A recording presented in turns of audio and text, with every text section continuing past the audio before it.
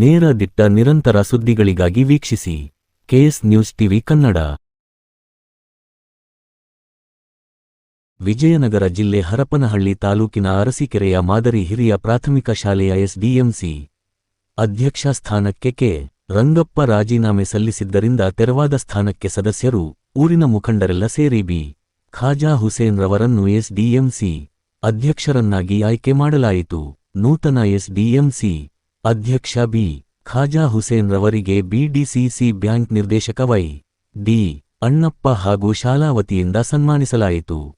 B. Khaja Hussain ರವರು ಸನ್ಮಾನ ಸ್ವೀಕರಿಸಿ ಮಾತನಾಡಿ, ನನ್ನನ್ನು ಎಸ್ಡಿಎಂಸಿ ಅಧ್ಯಕ್ಷರನ್ನಾಗಿ ಆಯ್ಕೆ ಮಾಡಿದ ಬಿಡಿಸಿಸಿ ಬ್ಯಾಂಕ್ ನಿರ್ದೇಶಕರಾದ ವೈ. ಡಿ. ಅಣ್ಣಪ್ಪರಿಗೆ, ಎಸ್.ಡಿ.ಎಂ.ಸಿ ಸದಸ್ಯರಿಗೆ, ಗ್ರಾಮ ಪಂಚಾಯಿತಿ ಅಧ್ಯಕ್ಷರಿಗೆ, ಗ್ರಾಮಸ್ಥರಿಗೆ ಹಾಗೂ ಶಾಲೆಯ ಎಲ್ಲಾ ಶಿಕ್ಷಕರಿಗೆ ಅಭಿನಂದನೆ ಸಲ್ಲಿಸುತ್ತೇನೆ ಹಾಗೂ ಶಾಲಾ ಅಭಿವೃದ್ಧಿಗೆ ಶ್ರಮಿಸುತ್ತೇನೆ ಎಂದು ಹೇಳಿದರು.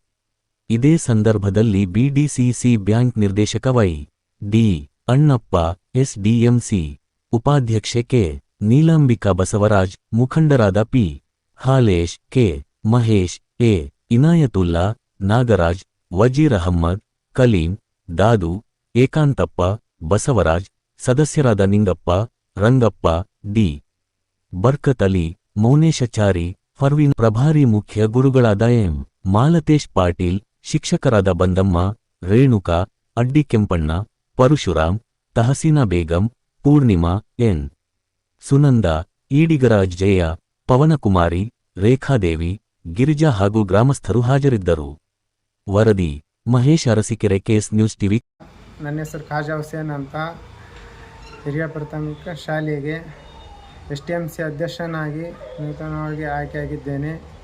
ಬಿಡಿಸಿಸಿ ಬ್ಯಾಂಕ್ ನಿರ್ದೇಶಕರಾದ ವೈ. ಡಿ. ಅಣ್ಣಪ್ಪ ಸರ್ ಅವರು, ಊರಿನ ಗ್ರಾಮಸ್ಥರು, ಮುಖಂಡರು ಎಲ್ಲ ಹಿರಿಯರು ಸೇರಿ ಮಾಡಿದ್ದಾರೆ. ಅವರಿಗೆಲ್ಲರಿಗೂ ಧನ್ಯವಾದಗಳು.